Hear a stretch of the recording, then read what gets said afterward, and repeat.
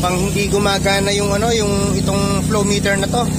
At ayan yan mga katubo, nakarating na tayo dito sa taas ng tangke.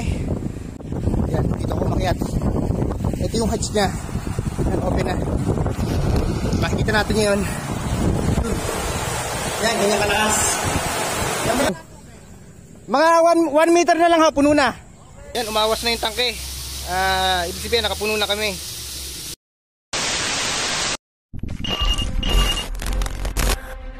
Eto na ang kinaabangang mga kwento ni Boy Tubo.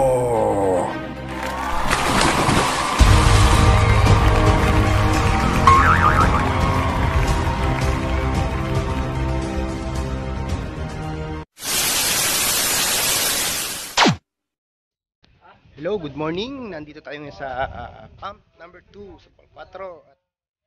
At testingin ng CBRI na mag-bucket ng tubig ngayon sa tangke. Yan, sa tangke. Yan.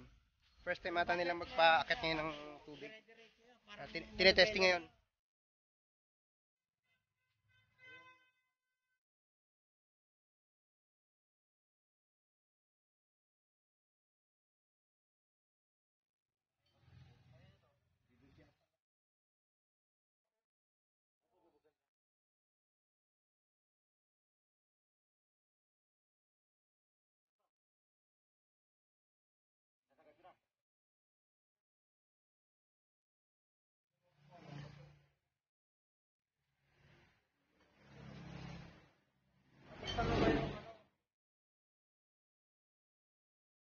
Yan kasi yan, yung binubuksan na yan, testingin yan kung mapapakyat yung tubig. Itong tubong ito, nakikita nyo yan.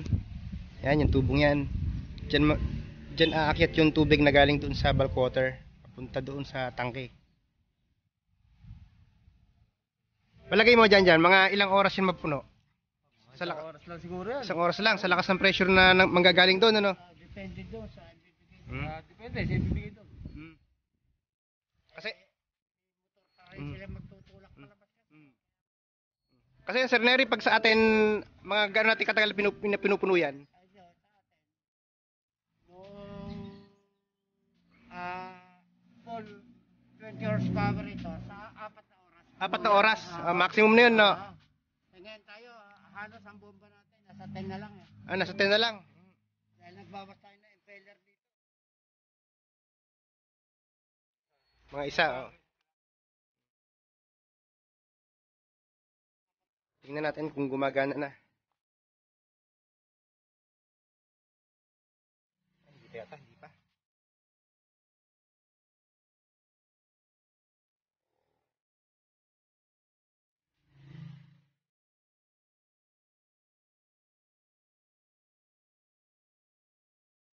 Yung continuous na,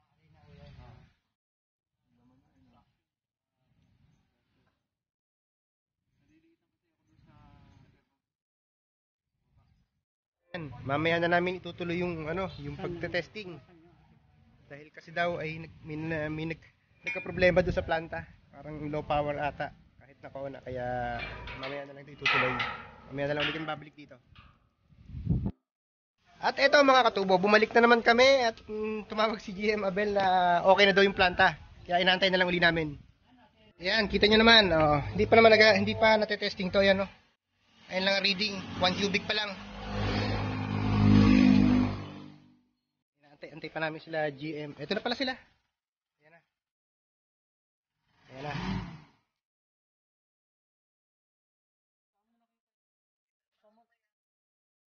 saan mo nakita yung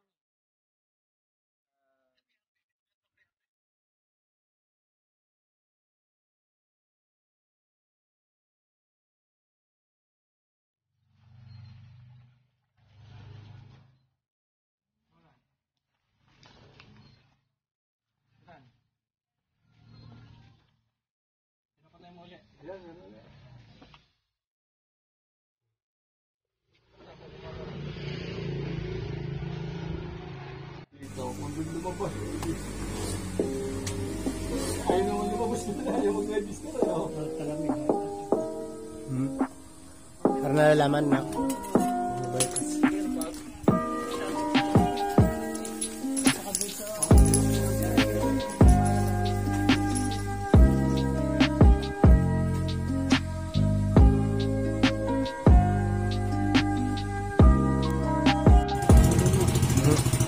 Hinihiga yung tubig doon sa manhole.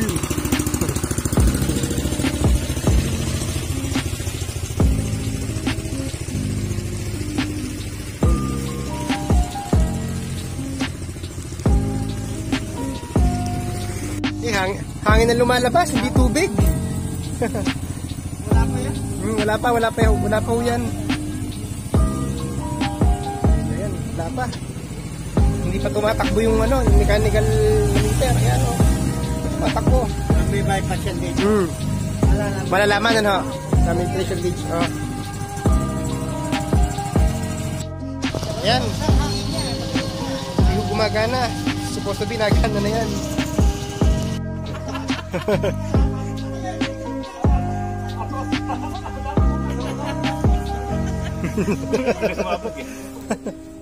Dito pa rin eh. Sirit eh. Dito rin. Hangin lang. Vibrate niya yung tubo eh.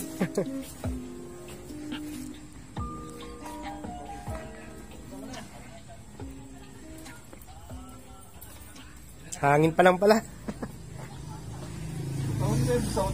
Umikot na, no? Malawak po pa na. Ay, wala. Ano, at JM, na wala hangin dito. May tubig na. Baka sara doon. Hindi na ikot ko. So, wala akong hangin dyan. Nasa sarap pagka napuno. Kaya nga, magkakarga sa tangke. Kaya nga, testing niya natin kung magkakaroon ng kuryente yan. Ha? Wala kuryente yan, pressure. Hindi ka ito.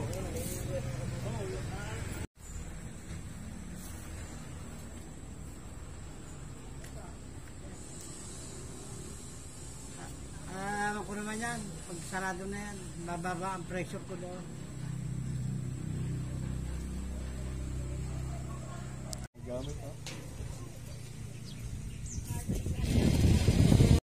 Hello, good morning mga katubo. Ngayon ay after 1 week, bumalik uli kami dito dahil kasi yung pagta-testing namin nung last week ay hindi ganoon ka-successful. Kaya ito i-retry uli na punuin yung tangke. Ang idea kasi dapat ay hindi umabot ng tangke. Dapat mag-automatic yung gate valve para ayun naman talaga purpose nun eh, automatic gate valve pag nag-refill ng tangke.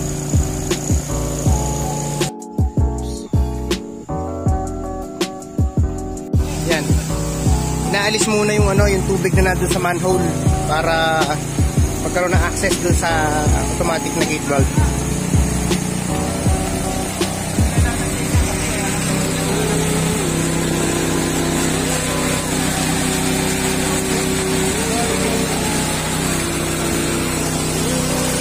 Galing tubig.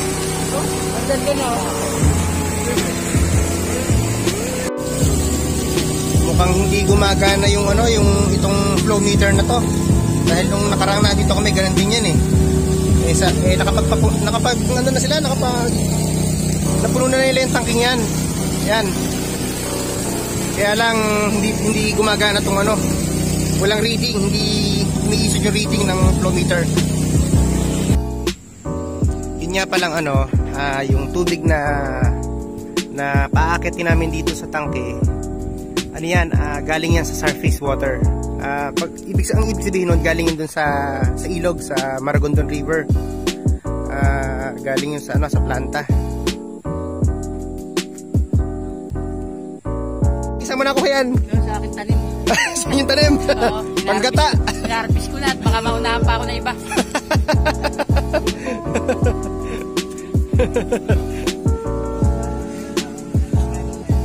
Pero testingin natin na akitin yung taas para matingnan yung flow. Okay. Ayan mga katubo, akitin natin itong tangke, titingnan natin yung pagtaas ng tubig. Kailangan makita eh. Titingnan natin kung gaano palakas. Akit na naman tayo. Akit tayo na walang safety harness. Pasensya na wala akong dalang safety harness.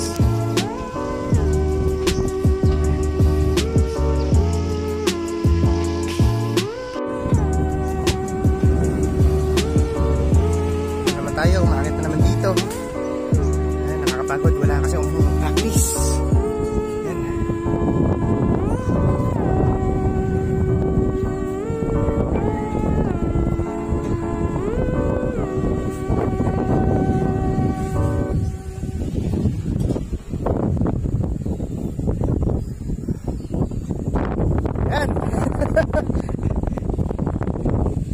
Ganda talaga dito.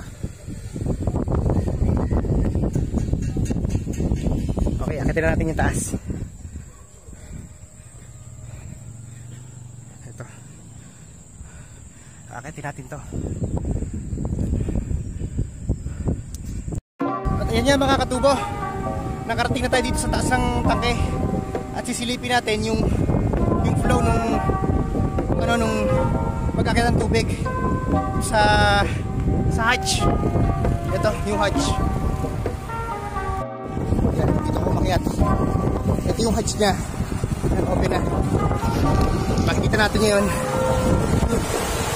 Yan, ganyan kalakas. Yan, malakas pala.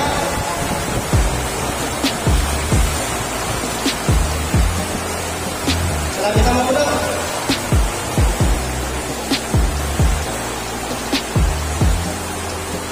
Yan. Yeah, nakita natin na malakas pala yung flow. Ito saglit lang puno na to. 1 meter na lang, mga 1 meter na lang ang taas niya, puno na siya. Ayan nga, tapos na nating akitin. Tayo pababa na. Malakas ang flow. Okay. Yan, buo yung mga 1 meter na lang ha, puno na.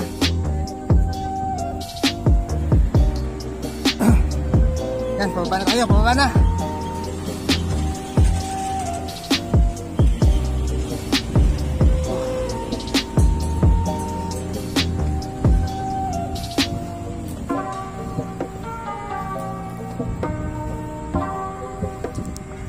Uy.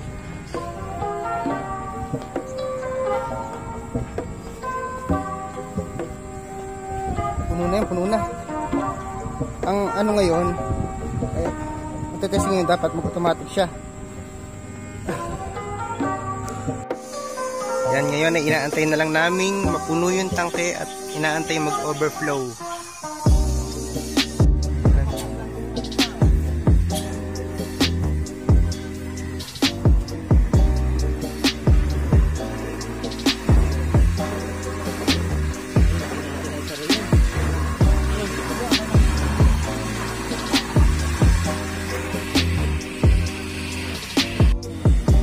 Yan nga, umaapaw na, napuno na yung tangke.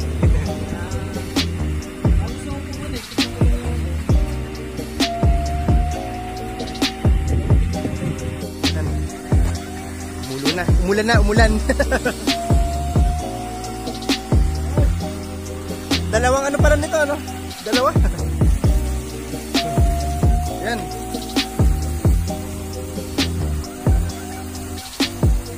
Awas na.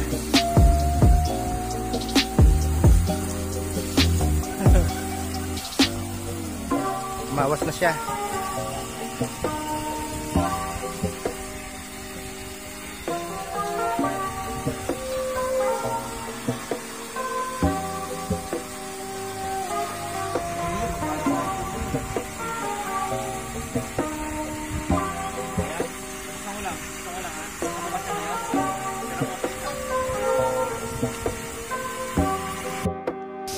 Yan mga katubo, nakikita nyo.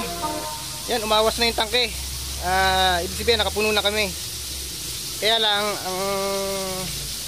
hindi wala yata sa ayos yung floater niya sa taas, kaya hindi nag-automatic. Dapat mag-automatic kasi yun para kusang mamamatay. Kasi kung hindi kasi mangyayari yun, ay manual pa rin yan. Kailangan pa rin ng human intervention para mapatay ang supply, ma-stop yung supply kapag puno na yung tangke. Lakas.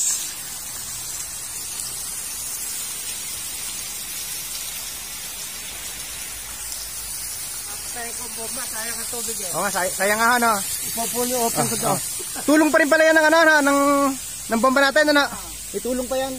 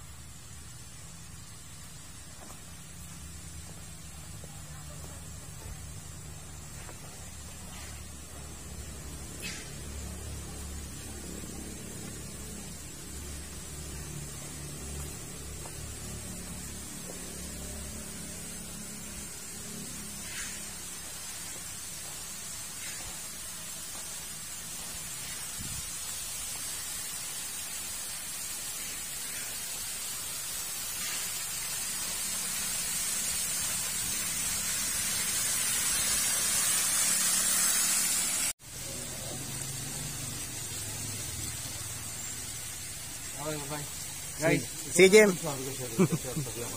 Okay na.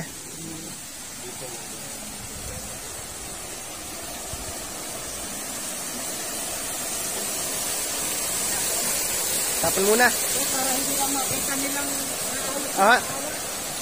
Para mabawasan. Yan, para bawasan yung nasa taas. Kaya nagano kami nag-discharge.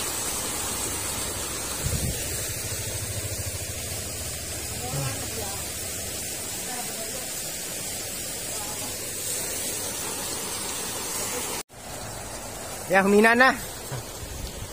Humina na. Okay.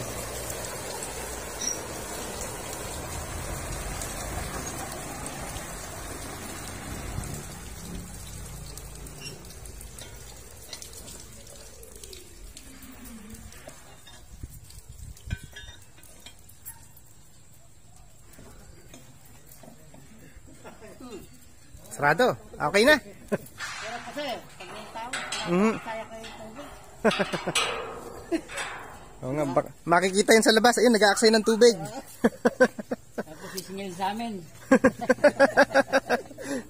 Okay na.